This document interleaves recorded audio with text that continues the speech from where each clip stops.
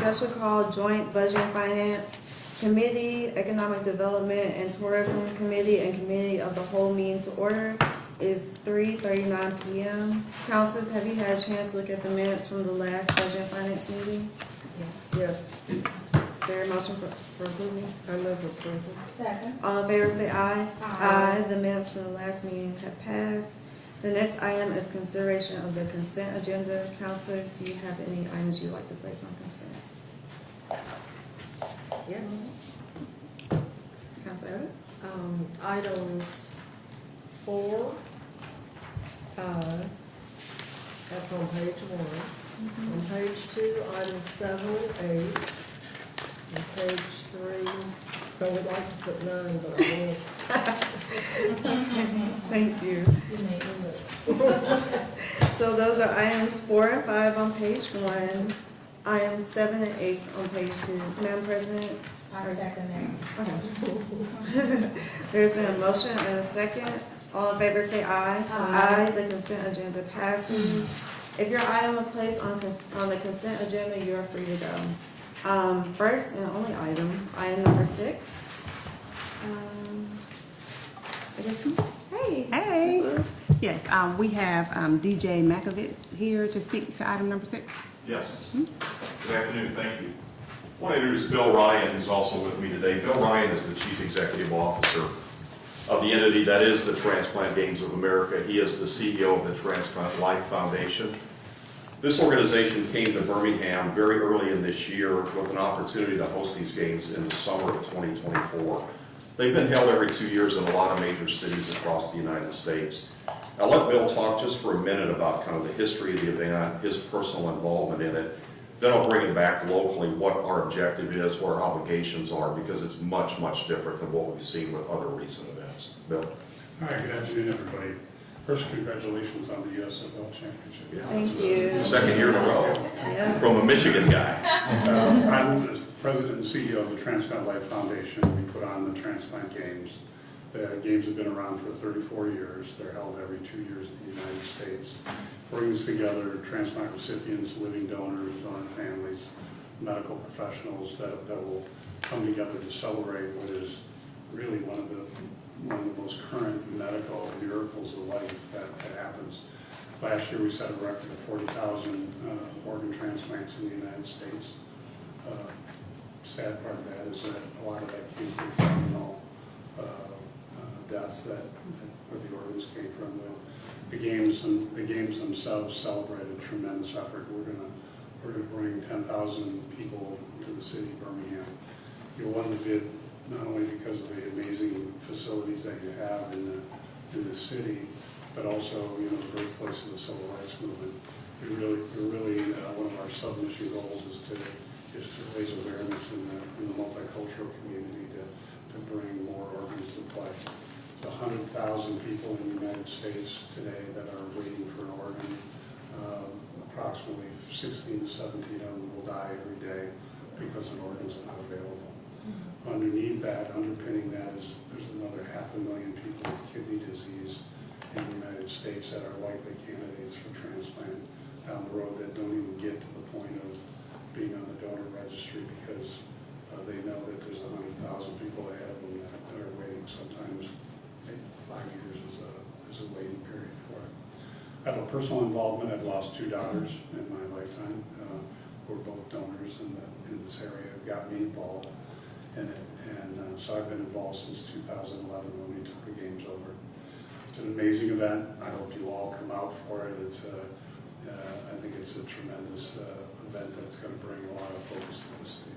Economic impact, the model that was done by the Greater Birmingham Convention of Visitors Bureau is $10.2 million. We specifically placed the games around the 4th of July timeframe when the restaurants and the hotels are low occupancy, so we can really optimize that impact. The dates are the 5th through the 10th of July, so we're a year out. We will do opening ceremony in the arena with a lot of the activities centered in the BJCC. We will swim, and for the first time in the history of the event, we'll run track indoors at the Crossplex because of the quality of the facility. So 2 of the major sports will be at the Crossplex. We're going to play golf at Highlands. We'll do a running and cycling event throughout the streets of Birmingham. either here on Short 20 or around Railroad Park. So a lot of City of Birmingham activity. The overall financial obligation, I want to make this crystal clear because we all know what some of these other events cost, is $2 million to the entire community. That's it, $2 million. There's no later money to be raised. There is money committed from Jefferson County, thanks to former Commissioner Ammons and his colleagues. There is money committed and already paid by the Greater Birmingham Convention and Visitors Bureau to Bill's organization. There's money committed but not made public yet from UAB, from other corporate sponsors. So we're well on our way to the $2 million number. It is a very fair and realistic lift for the type of an event that will be here. As you can imagine, everyone has a story. You're either a donor, you're a family member of a donor, you're a recipient, you're a family member or recipient. And the UAB community would be very engaged, obviously, as the transplant center as well. It's free and open to the public. We don't sell tickets, even opening ceremony. So there's no economic barrier for anybody to come out and join and celebrate with all these athletes. So our request is obviously the $500,000 that we've discussed with Chaz and with Mayor Woodfin as part of the baseline funding, the overall $2 million. We think it's going to be a good event. It's about 20 sports, but it's only at 6 venues, but very Birmingham City centered. We will play tennis in Hoover because of the nice large tennis venue at the Hoover Met Complex, and we'll bowl in Vestavia at the bowling alley on Montgomery Highway. That's it. Otherwise, it's all basically a City of Birmingham activity. Okay, well, thank you. Any questions from any of the councilors? Counselor Abbott? Yeah, how much are Vestavia and Hoover putting into this endeavor? They are not right now. Counselor, we haven't gotten to them yet, but we will. We're going to talk to the state too. We've got a lobbyist already engaged to try to spread the expenses around the community. With the majority of the events in the city, Hoover's again has tennis, so it's a relatively small competition relevant to the 10,000 people here. But trust me, we have already had the conversations with both the facilities people and with Mayor Mercado's office. Well, that's good. Who Yeah. can say no to the transplant? Well, you would think that would be an easier lift than 22 potentially.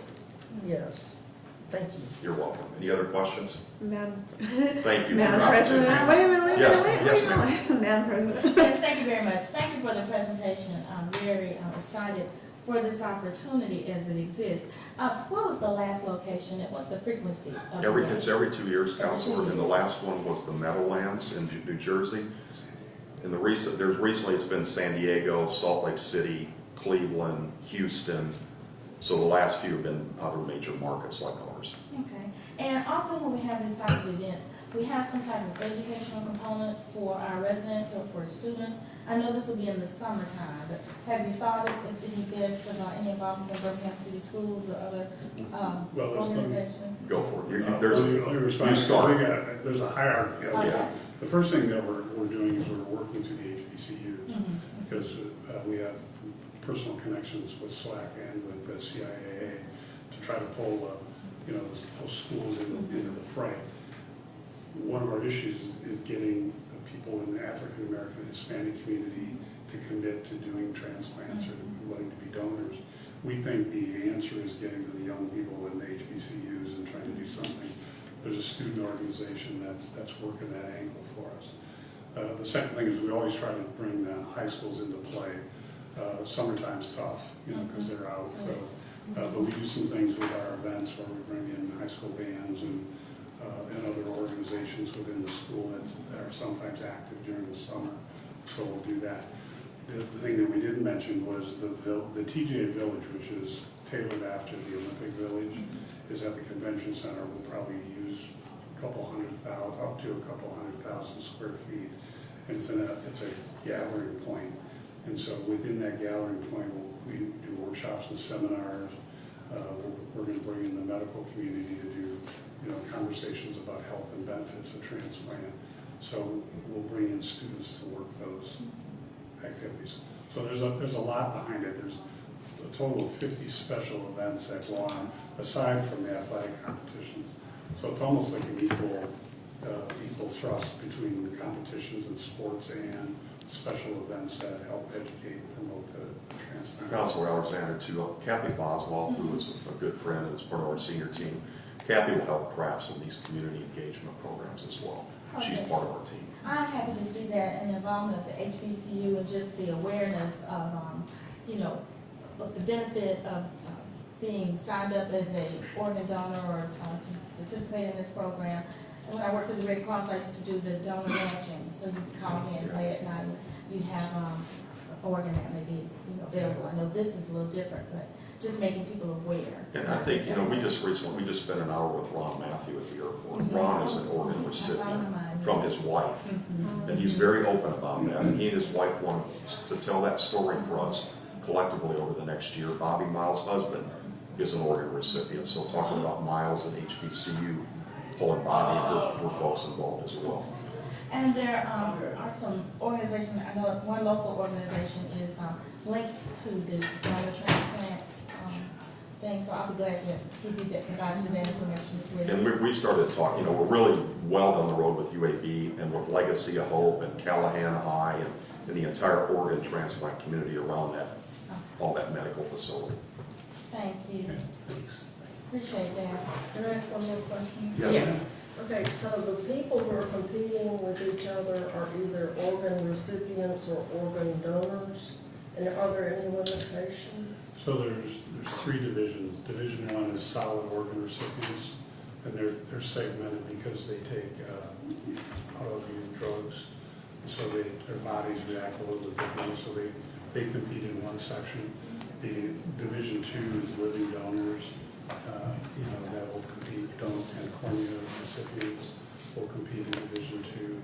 Then division three is we've introduced at the last games, a handful of events where donor families can compete for medals, which is kind of a new novel idea.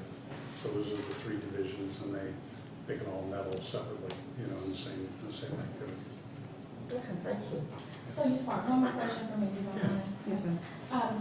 So the people that we feel that we participate in, not all the people that are participating in sports, but you're feeling the families of those members Yes. would also be coming. Yes. Typically, it's a family vacation kind of thing, so families will come and attend and participate in the event. So there's people who register for the games and we keep track of them, they medal and things like that, but then it's open to the public, so people wander in and out and they can go watch any of the competitions for free. And we're working with Redwood Park, with the Barons, and with Vulcan, because a lot of the people would be here on that Thursday night, which is the 4th of July. So trying to get them plugged into some options too before we actually start the activities the next morning on Friday the 5th.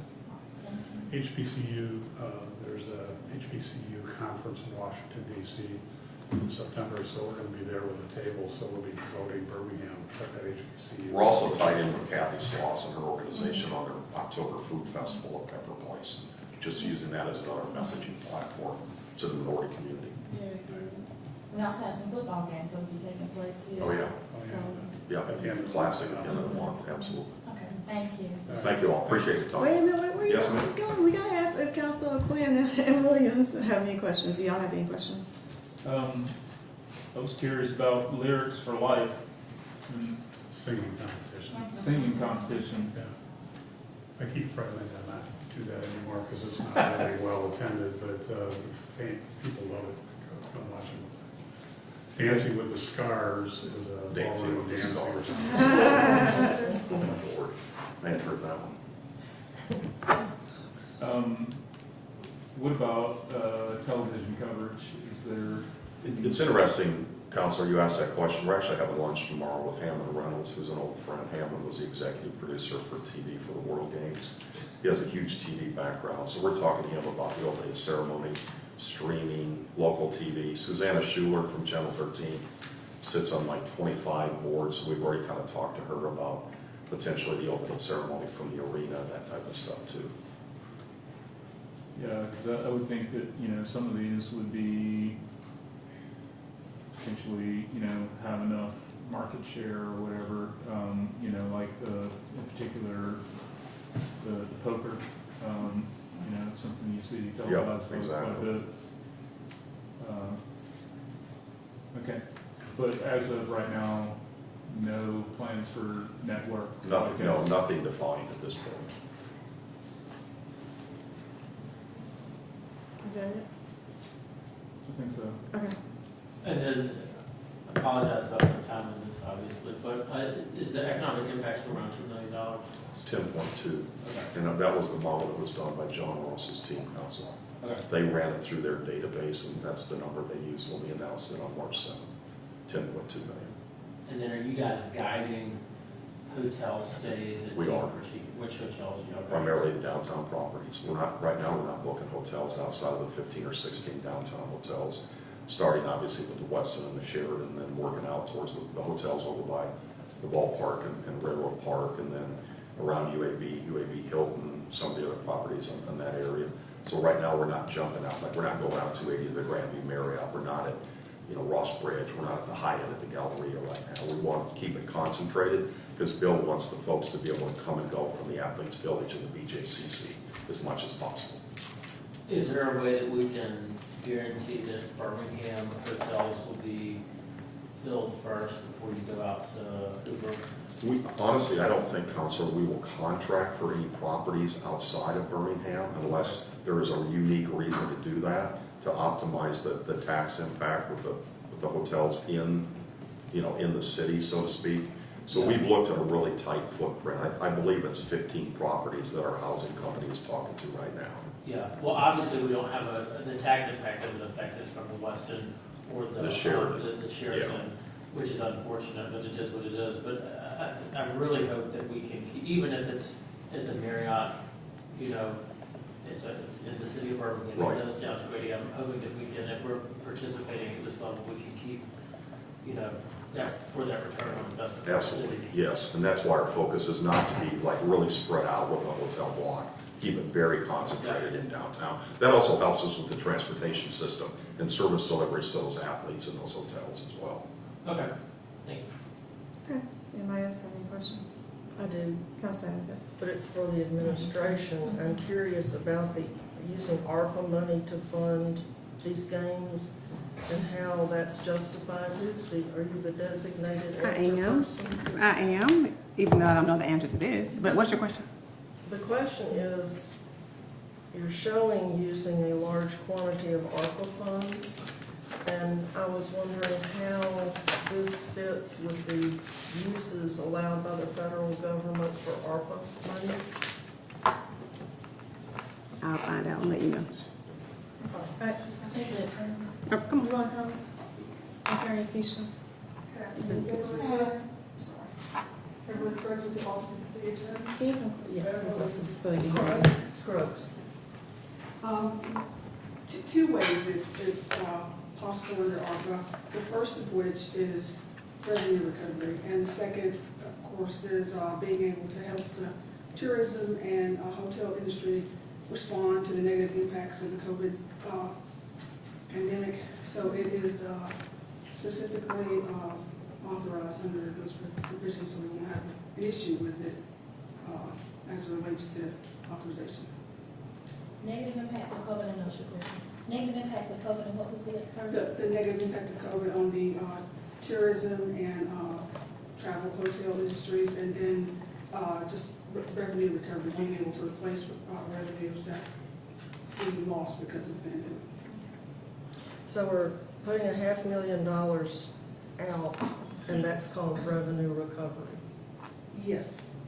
Okay, and then the other one is the hotels, which makes good sense then, that the people would only be staying in Birmingham hotels if we're gonna help our own hotel industry. That's good.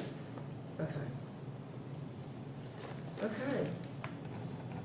That answers my question, thank you. Thank you. Thank you. Thank you both, appreciate it. Thank you. Is there a motion for approval? Or is there a motion? So moved. So, All in favor say aye. Aye. Item number 6 passes. Next item is item number 9. We don't have any old or new business. The next Budget and Finance Committee meeting will be on Monday, July 24th at 3:30 p.m. Is there a motion for adjournment? So moved. second. All in favor say aye.